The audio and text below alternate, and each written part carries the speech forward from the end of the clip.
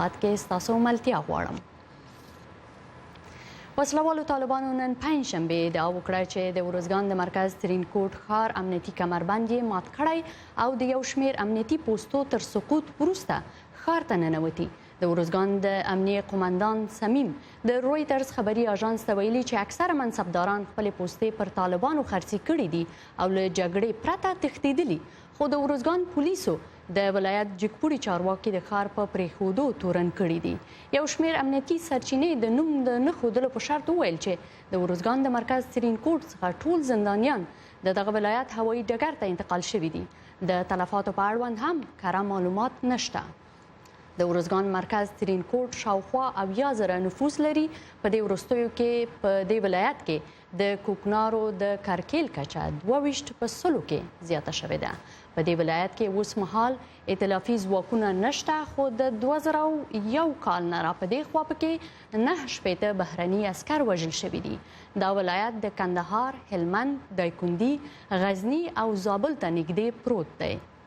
طالبانو د ارزګان ولایت مرکز ترینکوټ ښار ته د ننوتلو ادعا کړې ده، خو د افغانستان د دفاع وزارت وایي په دغه ښار باندې د وسلوالو طالبانو بریدونه په شا تنبولي دي.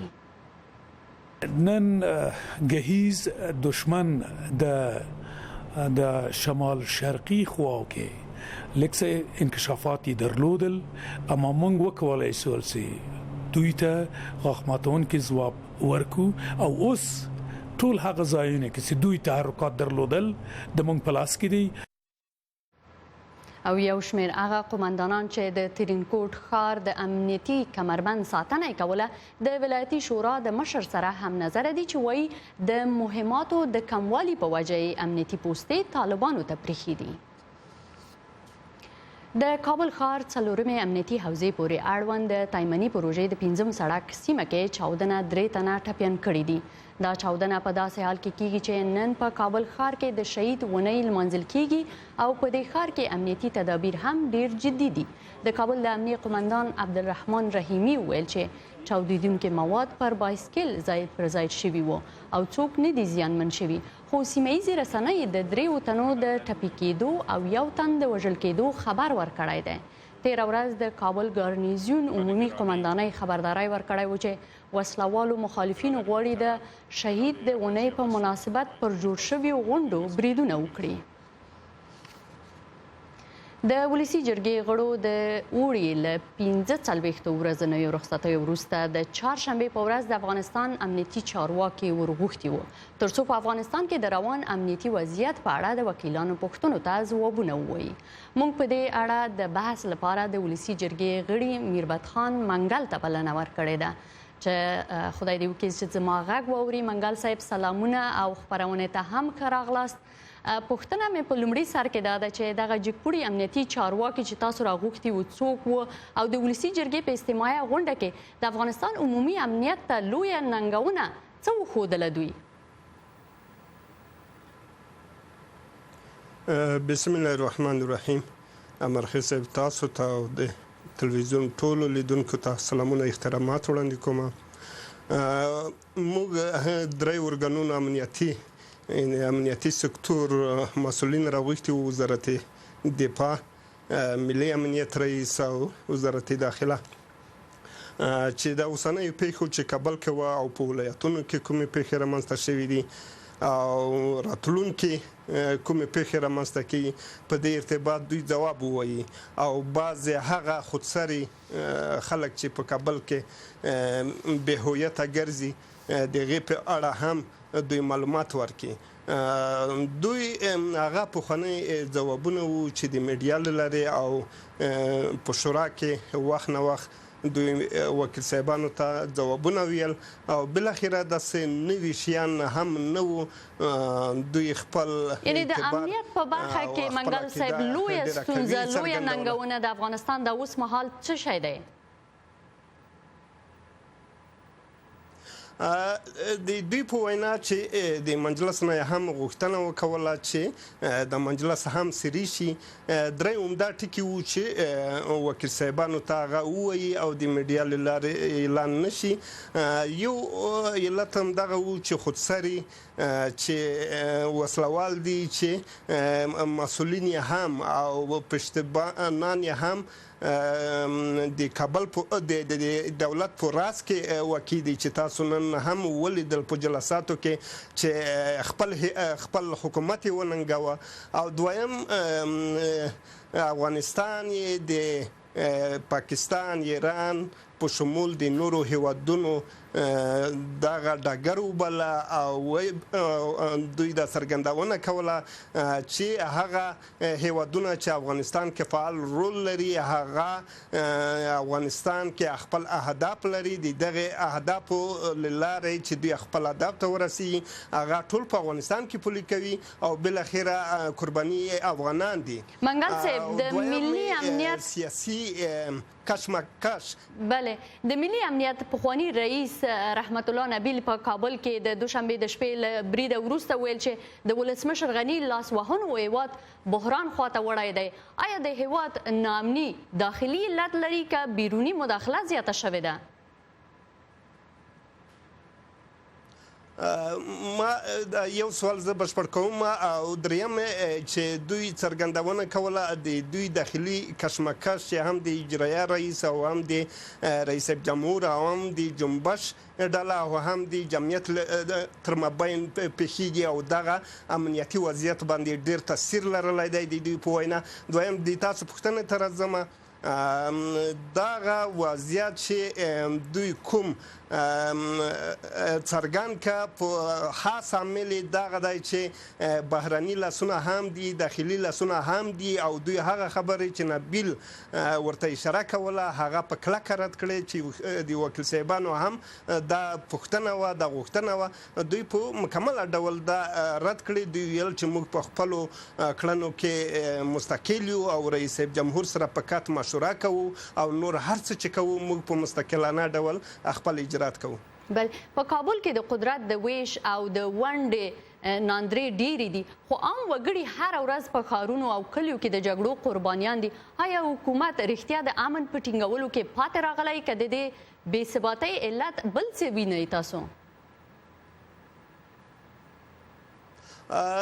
دولت خپله اراده لري، اما دلته خارجي بورډ ډیر زیات دی او خارجي مداخلې بخي زیاتې دي او خارجيان دي چې پرون هم د ته اشاره وه چې افغانستان د شوروي، چین، ایران، پاکستان او د هیوادونو د رقابت ډګر ګرځېدلی دی او بالاخره که چېرته دغه د افغانستان د دغه مسلې نه لاس ونخلي او دوی د افغانستان مسلې ته رښتینې داخل شي، په افغانستان کې سهولت، امنیت او سوله راتلی شي. اما دغه هیوادونه ذکر شوي هیوادونه نه غواړي چې افغانستان کې سوله راشي، نو په دې کې چې دومره غاټ کوي هیوادونه لاس ولري نو دولت په دې کې پاتې راځي، ولو که هر څوک کوي حکومت بل راشي دغه مخه نشي نیولی. یوه وروستۍ پوښتنه که لنډی راته ځواب راکړئ. د دفاع وزارت وایي چې د طالبانو لخوا د ترینکوټ د نیولو توطیه یې شنډه کړې ده، خو ارزګان څخه خبرونه وایي چې امنیتي چارواکي په جوړجاړي او معاملې کې پوستې طالبانو ته سپارلې دي. د ترینکوټ سقوط څومره نور ولایتونو او ښارونو ته د خطر زنګ بللی شو او څومره یو ستراتیژیک ښار دی ده؟ د افغانستان هره منطقه ستراتیژیک نقطه ده که هغه د موږ لاسه ورکوو نه ترینکوټ مرکز دغه د دې دپاره چې دا د لوی کندهار مرکزي نقطه ده او بیا خاصتا کابل ته هم نور شمالي ولایتونو ته هم عبور مرور لارې دي او دې باندې بیا خلکو ته سخت زیان رسیږي او بیا د طالبانو پخوانی مشر هم د دې ولایت څخه او بالاخره کولی شي چې دوی دلته د سکونت دپاره قرارګاوې جوړې کړي او کولی شي اکمالات ډېر لاند کولی شي د پاکستان او دوی تمرکز هم دغه دی. خو دفاع وزارت په زغرده وویل چې موږ د توطیه شنډه کړې ده او دوی مننه منګل صاحب ستاسو د ارزونې نه کور مو ودان خوشحاله اوسئ. د افغانستان ولسمشر راتلونکې اونۍ هند ته ځي. دا سفر په داسې حال کې ترسره کیږي چې د کابل او نوې ډیلي ترمنځ په ځانګړي ډول امنیتي برخه کې تر بل هر وخت همکاري زیاته شوې ده. هند په دې وروستیو کې د افغانستان پوځ ته 4 M25 هلیکوپټر ورکړي چې د افغان ځواکونو سره د هغوی په ځمکنیو عملیاتو کې مرسته وکړي. دغه راز هند هر کال د افغان ملي امنیتي ځواکونو په سلګونو سرتیري په خپلو پوځي اکاډمیو کې روزي. د ځینو هندي رسنیو په وینا د جمهور رئیس غني د سفر پر مهال به دا معلومه شي چې هند له افغانستان سره په پوځي برخه کې نورې څه مرستې کوي. پاکستانی چارواکو نن پنجشنبه ویل چې ځینې توندلارې هڅه کوي چې د چین او پاکستان ترمنځ د اقتصادي کاریډور ساختماني کار د خنډ سره مخامخ کړي. د پاکستان او چین اقتصادي کاریډور د 40 میلیارډ ډالرو په لګښت جوړیږي چې چین او پاکستان به د اورګاډي پټلۍ او د انرژۍ د پایپلاین سره ونښلوي. د راپورونو له مخې د دغه اقتصادي کاریډور په ساختماني کار کې د 2014 میلادي کال نه راپدې خوا تر اوسه 44 کارکوونکي وژل شوي دي. د چین او پاکستان ترمنځ د اقتصادي کاریډور د ساختماني شرکت ویان ډګروال ظفر اقبال ویلي چې ټول وژل شوي کارکوونکي پاکستانیان دي او د سړک د غاړې بمي چاودنو او په ساختماني سیمو کې د بریدونو په ترڅ کې وژل شوي دي.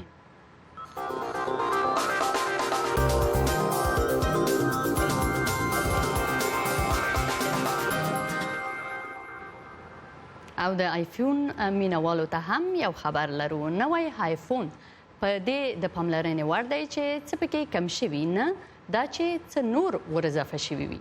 د اپل شرکت تر ټولو زیات زیار باسي چې په خپلو تولیداتو کې آیفون ته د خلکو علاقمندي لا زیاته کړي ځکه چې دا تلیفون تر ټولو زیات خرڅلاو لري. راځئ دا وګورو چې دا تلیفون نور څه نوي لري.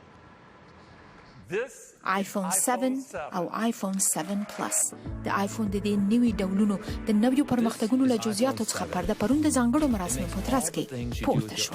د لانو مشتریانو د راجلبولو لپاره د اپل بل نوی نوښت دی چې د ټلیفون لپاره د لاینونو او وایرونو نه پرته یو وایرلس او یا د وایر نه پرته غوږی طرحه او مارکیټ ته وړاندې کړه. دا د اپل له نظره هغه نړۍ ده چې کاروونکي به هماغه کمکۍ خو د وایر نه پرته غوږی استعمالوي څو د خپلې خوښې موزیک ته غوږ کیدي او یا هم د خپل آیفون واچ یا آیفون ساعت سره مکالمه وکړي او یا هم د ټکنالوژۍ له نورو اسانتیاوو څخه چې په دې ټلیفون کې نصب شوي ګټه پورته کړي. موږ په ډیر شوق په دې نوي ډول کار وکړو او اوس مارکیټ ته د آیفون 7 پر راوتلو ډیر خوشاله یو ځکه د هر ورځې چارې لا اسانه. د دې ټلیفون د عملی کار پروسه تر پخوا چټکه ده. بیټرۍ تر پخوا د اوږدې مودې لپاره دوام کوي. د کمرې کیفیت یې تر پخوا لوړ دی. نوی آیفون پلس د 12 میگا پکسلو 2 کمرې لري. یو یې د آیفون 7 په څیر 28 ملي متره پلن لینز لري او بل کمره یې د ټلیفوټو په نوم یادېږي چې لینز یې 55 ملي متره دی. د کمرې لپاره یې د 2 لنزونو یا ښیښو ځانګړی سیستم ځای په ځای شوی او د عکس اخیستو په وخت د لا زوم یا نږدې کېدو په وخت هم خپل کیفیت له لاسه نه ورکوي. صبر وکړئ، بل نوی نوښت هم لري چې د دې شرکت د عمومي مرستیال فیل شایلر له خولې به یې درته واوروم. نوی آیفون 7 او آیفون 7 پلس د خاورو او اوبو په وړاندې مقاومت لري. یعنی که په خاورو کې درنه ولویږي او یا اوبه پې توی شي نو بلا به یې هم ونه وهي. د دې ترڅنګ د نویو ټلیفونونو څخه د کار اخیستنې بله ګټه دا ده چې د هیډفون یا غوږۍ د اشعې په ذریعې د چارجېدلو په نوي سبک هم سمبال دی. خو ځینې نور د سیم نه پرته د غوږیو طرفدار نه دي. دا سیمدار غوږی مانه اوس ورکیږي نو د کمکیو دغو بې سیمو آلو ساتنه باید څنګه کوو؟ د اپل شرکت اوس په دې ټینګار لري چې نړۍ باید تر دې وړاندې د وایرلس یا د وایر او سیمونو نه پرته د راتلونکي نړۍ په لور وخوځېږي. وایرلس ضروري ده. مثلا تاسو په یو موټر کې یاستئ او بلوټوت نه لري نو دا خو ښه نه ده.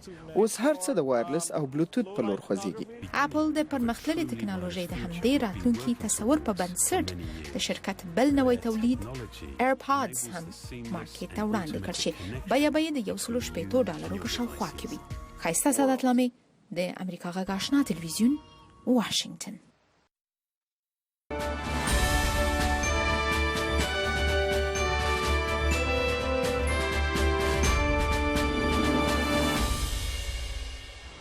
د متحده ایالاتو د جمهوریت ریاست لپاره جمهوریت غوښتونکي نومان ډانلډ ټرمپ د چهارشنبه په ورځ د روسیې جمهور رئیس ولادیمیر پوتین وستایه او برعکس خپل جنرالان یې ناکامه وبلل او بیا په دیموکرات اړخ کې کاندیدي هیلری کلینټن د رسمي دندې په وخت کې د شخصي میلونو کارول یوه تېروتنه بولي. د ان بي سي تلویزیونی شبکې لخوا د خبرونو سرقومندان تر عنوان لاندې د ملي امنیت په هغه خبري غونډه کې چې د نیویارک ښار د انټرپریټ په هوایي سمندري او فضایي موزیم کې جوړه شوې وه د جمهوریت غوښتونکي ګوند نومان ډانلډ ټرمپ او د دیموکرات ګوند نماینده هیلری کلینټن سره بیلې مرکې وشوې. په دغه غونډه کې ټرمپ څرګنده کړه چې هغه به له پوتین سره ښې اړیکې ولري. هغه وویل چې روسیا د متحده ایالاتو په څیر غواړي داعش ته ماتې ورکړي.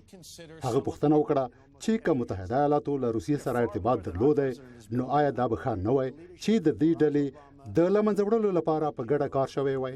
ښاغلي ټرمپ په خپلو خبرو کې پر اغلې کلینټن تور ولګاو چې هغې د 2009 کال او 2013 کال ترمنځ د بهرنیو چارو د وزیر په توګه د ملي امنیت د سلاکارانو نصیحت لپامه غورځولی و. زه فکر کوم چې د هیلری کلینټن او باراک اوباما تر مشرۍ لاندې جنرالان ناکامه شوي دي. هغوی دومره راغورځېدلي دي چې نور د هیواد دپاره د شرم ځای دی. خو ښاغلي کلینټن وویل د یو جمهور رئیس لپاره تر ټولو مهم صفت دا دی چې د جګړې او سولې د موضوعاتو په اړه په خپل موقف کې باید بشپړ استقرار ولري. What you want in a president, a commander in chief. تاسو یو داسې جمهور رئیس او سرقومندان ته اړتیا لرئ چې غوږ نیسي، هغه خبرې ارزوي چې اوري او د دې وړتیا لري چې بیلابېلې وړاندې شوي ستونزمنې لارې چارې وڅېړي او بیا پریکړه کوي. اغلې کلینټن چې د خپل وزارت په موده کې ل خپل شخصي ایمیل نه د استفادې کولو لامل لنیوکو سره مخامخ شوې ده په دغه غونډه کې ومنله چې دا کار باید نه وای شوی. اغلې کلینټن او ښاغلی ټرمپ د نومبر د 8 له ټاکنو نه مخکې درې مخامخ مناظرې لري چې لومړی د سپتمبر په 24مه ترسره کیږي. تاج امین د آشنا تلویزیون امریکا غږ. او د جنوب ختیځ اسیا د هیوادونو څلورمه عالی غونډه په لاوس کې نن پای ته ورسېده. د متحده ایالاتو ولسمشر باراک اوباما ویل د غواړي د جنوب ختیځ اسیا له هیوادونو سره رغنده کار وکړي. ښاغلي اوباما د غونډې له پای نه وروسته په یو خبري کنفرانس کې ګډون وکړ او تر هغې وروسته یې د متحده ایالاتو په لور سفر پیل کړی دی. د متحده ایالاتو ولسمشر باراک اوباما د جنوبي چین د سمندرګي د ملکیت د دعوې په اړه وویل د ملګرو ملتونو د محکمې حکم په دې اړه قانوني التزام لري او سمندري حقوق توضیح کوي. د جولای په میاشت کې د نړیوال قضاوت له امله د چین د ملکیت دعوه د جنوبي چین د سمندرګي په دغه جنجالي سیمه کې رد شو، خو چین دغه حکم ونه مانه ځکه د چین دعوه تقریبا په دغه ټوله سیمه کې ردوله. ولسمشر باراک اوباما نن د پنځشنبه په ورځ په دې اړه وویل چې دای به داسې هڅو ته ادامه ورکړي چې جنجالونه په سولهییز ډول حل شي. هغه زیاته کړه چې د سیمې د ثبات لپاره به ډیپلوماسۍ ته وده ورکړو. هغه مهمه فیصله چې د جولای په میاشت کې وسوه له دې سره مرسته وکړه چې په سیمه کې سمندري حقوق توزیع کړي. زه دا منم چې دا کړکېچونه را پیدا کوي، خو زه دې ته هم سترګې په لار یم چې په دې بحث وسي او په ګډه او رغنده توګه پر مخ ولاړ سو. ولسمشر اوباما دا هم ویل چې متحده ایالات او د آسیان هیوادونه به خپل اړیکې د نړیوالو ستونزو په وړاندې پیاوړې کړي. موږ د دې مسلې پر اهمیت خبرې وکړلې چې معلومات سره شریک کړو ترڅو د ترهګرۍ او بهرنۍ جنګیالیو د بهیر مخه ونیسو. موږ په دې هم موافقه وکړله چې د انساني قاچاق پر خلاف مبارزې کې همکاري وکړو. ولسمشر اوباما د شمالي کوریا د پارونکو کړنو په اړه اندېښنه څرګنده کړه او ویل چې په دې عالی غونډه کې 18 نورو هیوادونو زموږ ژور اندېښنه هم د شمالي کوریا د توغندیو د پارونکو اعمالو په اړه څرګنده کړه. هغوی پر شمالي کوریا غږ وکړ چې خپل نړیوال مسؤلیتونه سرته ورسوي. ښاغلي اوباما د آسیان په غونډه کې د هوا د بدلون د اغیزو په اړه د مقاومت د لا غښتلي کولو لپاره غږ وکړ. Given the threat of climate change to all our nations, especially countries in this region, د آسیان هیوادونو په خاصه د اقلیم د بدلون متضرر کیږي. په کار د موږ په ګډه کار وکړو چې د یو پاک اقتصاد په لور پر مخ ولاړ سو او دا خبره یقیني کړو چې دا د اقتصاد د انکشاف معنی کیږي نه بلکې وده او نور فرصتونه رامنځته کوي. هغه ګډه اعلامیه چې نن د جنوب ختیځي آسیا د 10 هیوادونو مشرانو خبره کړله وایي چې دا هیوادونه د سولې د ساتنې، ثبات، امنیت او د جنوبي چین اهمیت د بیړیو د نقل او حرکت د ازادۍ په اړه یو ځل بیا تصدیقوي. نسیم ستانزی د امریکا غږ آشنا ټلویزیون، واشنگتن.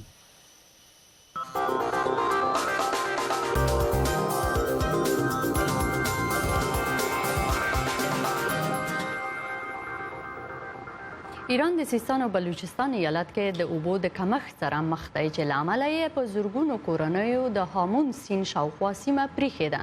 په دې اړوند د اتلانتیک کاونسل څیړنیز مرکز د چهارشنبې په ورځ په واشنگټن کې د ایران د راتلونکي نوښت په اړوند یو مستند فلم نندارې ته وړاندې کړ چې پکې د هامون د سیند شاوخوا د هغو اوسیدونکو ژوند انځور کړی چې د اوبو د کمښت له امله خپل څاروي، کاروبار او عاید له لاسه ورکړي دي.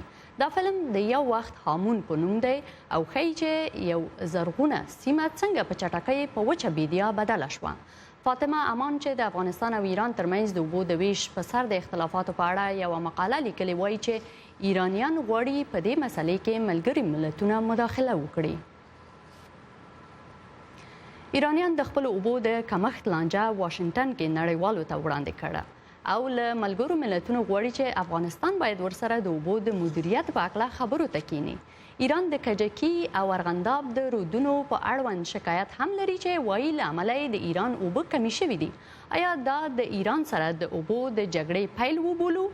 دا پوښتنه به نن په واشنګټن کې د افغانستان د مطالعاتو د مرکز مشر شیرجان احمدزي نه وکړو چې په استودیو کې دی او په همدې اړوند پرونۍ غونډه کې هم برخه اخیستې وه. احمد زید صاحب سلامونه مې ومنئ او خپرونې ته ښه راغلاست.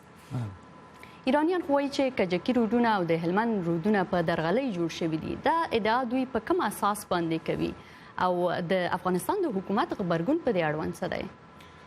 مننه صاحب. د دوی ادعا دا ده چې غواړي د کجکي رودون د کجکي باند او د ارغنداب سیند باندې د ډالۍ باند کې کمی چې اوبه دي دوی فکر کوي هغه د اوبه کمی کړي دي. خو په اصل کې دا قضیه داسې نه ده. کله چې دا بندونه جوړېدل په 1950 لسیزه کې هغه مهال تر اوسه پورې په افغانستان کې دومره انکشافات نه دي شوي چې دا اوبه نور هم مهار کړی شي او مدیریت یې ښه لاګو شي. او ضمن ورسره دغه بندونه کې خټې او خاورې دومره زیاته شوي دي چې زیاته د اوبو کاسه ډکه د خاورو د اوبو نه ده. د اوبو ظرفیت لا ډېر کم دی او د تېرو 40 کلونو کې د ایران د اوبو بې له کومې ستونزې نه ورتللې. ستونزه په ایران کې دننه ده.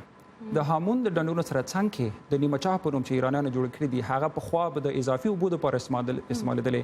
اوس هغه دوی د هامون نه اوبه اړوي نیمه چاه ته او د هغه ځای نه د زاهدان 2 میلیونه خلکو ته اوبه ورکوي او نورو سیمو ته اوبه ورکوي. زاهدان ښار د اوبو د حوزې نه بهره سیمه ده. ستونزه په خپله د ایران کې د اوبو د مدیریت په اړه ده او کوم شان چې تاسو ذکر کړل خلکو ستونزې دي دغه راز افغانستان کې لا هم زیاتې دي. په دې فلم کې یوازې د ایران خوا بحث شوی و، افغانستان خوا په تاسفانه بحث نه و پېښ. افغانستان او ایران د اوبو په سر څه رسمي قرارداد لري او دغه څومره افغانستان د اوبه مهار کړي دي په خپل هیواد کې؟ د افغانستان او ایران منځ کې یو موافقتنامه ده چې 1993 کې امضا شوې د موسی شفیق صدر اعظم فقید په زمانه کې او هغه هم د دې ښکار شو. هغه نه وروسته کوم معاهده نه امضا شوې. افغانستان په دې سیمه کې کوم پرمختیایي کار هم نه کړی. د کمال خان باندې یو پرمختیایي کار تر اوسه پورې ټپ ولاړ دی. افغانستان هیڅ څه نه دی کړی متاسفانه. هغه د تیرو 40 کلونو د جګړې د وجې نه څه مهارتونه چې هغه هم د منځه لاړ او افغانستان حکومت دومره وس نه درلود چې دغه کارونه وکړي. همیشه حتی د 1950 هغه کارونه چې هغه د امریکایانو نورو هیوادونو په مرسته جوړ شوي په افغانستان کې. نو ستونزه د ایران د افغانستان په مدیریت د اوبو په مدیریت باندې ده چې زیات اوبه تر اوسه پورې ایران ته چې ورغلي دي هغوی هم زیات حق غواړي. زه فکر کوم دواړه هیوادونو ته ضرور ده چې د ارقام او شواهدو په اساس باندې سره کینی او خبرې وکړي، نه دا چې په سیاسي منظر کې او یا د بلې جګړې د پیلامه ورکړل شي. بله، ایران ولې د افغانستان د اوبو لانجه د ملګرو ملتونو ته رسوي؟ څومره موجه ده دغه ادعا؟ څومره به ځای ونیسي دغه ادعا؟ ګورې هر هیواد حق لري چې هر موضوع ملګرو ملتونو ته مواجه کړي. هغوی د اتباعو لاسلیکونه غواړي او ایران خلک هم دغه هڅه کوي. خو بهتره لاره دا ده چې خپلمنځي خبرې وشي. ایران باید افغانستان سره کینی، د ایران په افغانستان سره مرسته وکړي، د افغانستان حکومت او د افغانستان خلکو ظرفیت لوړ کړي ترڅو د افغانستان کې د اوبو مدیریت لا هم ښه شي. تیرو 40 کلونو کې متاسفانه دغه ظرفیت نه و. د ظرفیت نه هدف دا دی نه یوازې چې یو څو اشخاص راځي دغه د اوبو باره کې معلومات ولري، بلکې په حکومت کې دننه د حکومت نه بهر داسې ادارې وي او منسجمې ادارې وي چې معلومات راغونډ کړي، پالیسي برابر کړي او حکومت ته پیشنهاد وي، حکومت هغه پالیسي عملي کړي. متاسفانه تیرو وختونو کې دغه کار نه دی شوی. دغه یو عمده دلیل چې افغانستان حکومت نشي کولای چې ګاونډیانو سره د اوبو باره کې معلومات شریک کړي او ویلري هغوی سره شریک خبرې پرې وکړي.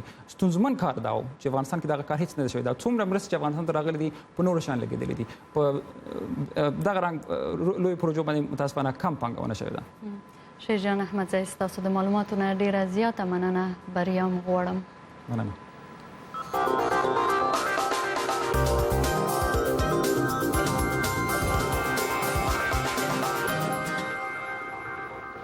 او دا اونۍ په ټولنیزو رسنیو کې کومو پیښو او خبرونو د خلکو ډیره پاملرنه جلب کړې وه او پر کومو موضوعاتو ډیر بحثونه شوي دي. په دې اړه به زما همکار داود صدیقي معلومات راکړي چې په ټولنیزو رسنیو یې نظر اچولی دی. داود جانه سلام، ستړی مه شئ. برېښنا جانې سلام تاسو ته او ټولو لیدونکو ته. بلې دا اونۍ هم په ټولنیزو رسنیو کې خلکو پر بیلابیلو موضوعاتو تبصرې کړي دي. په سر کې د افغانستان د ملي امنیت د پخواني رئیس رحمت الله نبی له څرګندونو په وړاندې د هر غبرګون د امریکا غږ پر فیسبوک پاڼو د خلکو ترمنځ تاوده بحثونه راپارولي. د افغانستان جمهوریت ریاست د ښاغلي نبی څرګندونې دروغ بللي. همدارنګه دا اونۍ له افغانستان څخه یو خبر چې په ټولنیزو رسنیو کې د ډیرو افغانانو له مثبت غبرګون سره مخ شو، هغه له چین څخه په تجارتي مالونو بار د لومړني اورګاډي خبر و چې د افغانستان د حیرتان بندر ته ورسید. دغه اورګاډي ډیر انځورونه په ټولنیزو رسنیو کې خپاره شوي او ډیرو خلکو په تبصرو کې لیکلي چې دا به د افغانستان پر اقتصاد مثبته اغیزه وکړي. همدارنګه په کابل کې د شهید اونۍ د لمانځلو په پلمه د یو شمېر غیر مسؤلو وسلوال افرادو د ګرځېدو او هوایي ډزو په اړوند په ټولنیزو رسنیو کې ډیرو افغانانو نیوکې کړي دي. ډیرو خلکو پر افغان امنیتي چارواکو نیوکې کړي چې ولې د دغه شان غیر مسؤلو کسانو د ګرځېدو او په کابل ښار کې د وحشت د خپرولو مخه نه نیسي. او د ټکنالوژۍ له نړۍ څخه په دې اونۍ کې لوی خبر د اپل شرکت د نوي آیفون د معرفي کولو خبر و. آیفون 7 پرون په سان فرانسیسکو ښار کې د اپل شرکت د چارواکو لخوا معرفي شو. په دغه نوي آیفون کې د هیډفون د جک د نشتون او د اپل د نوي بې سیمه هیډفون په اړه په ټولنیزو رسنیو کې ډیرو خلکو بحثونه کړي دي. د اپل شرکت دغه نوي هیډفون $160 قیمت لري او خلک وایي چې د غورځېدو او ورکېدو امکان یې ډیر دی او قیمت یې هم ډیر لوړ دی. او آخري خبر دا چې د افغانستان پخوانی ولسمشر حامد کرزی د 4م ځل لپاره پلار شو. یو انځور چې په ټولنیزو رسنیو کې خپور شوی ښاغلی کرزی له 4 ماشومانو سره ښیي او داسې ویل کېږي چې د هغه 3مه لور نوې زیږېدلې او په دې تړاو ډیرو خلکو ښاغلي کرزي ته مبارکي ویلې ده. مننه.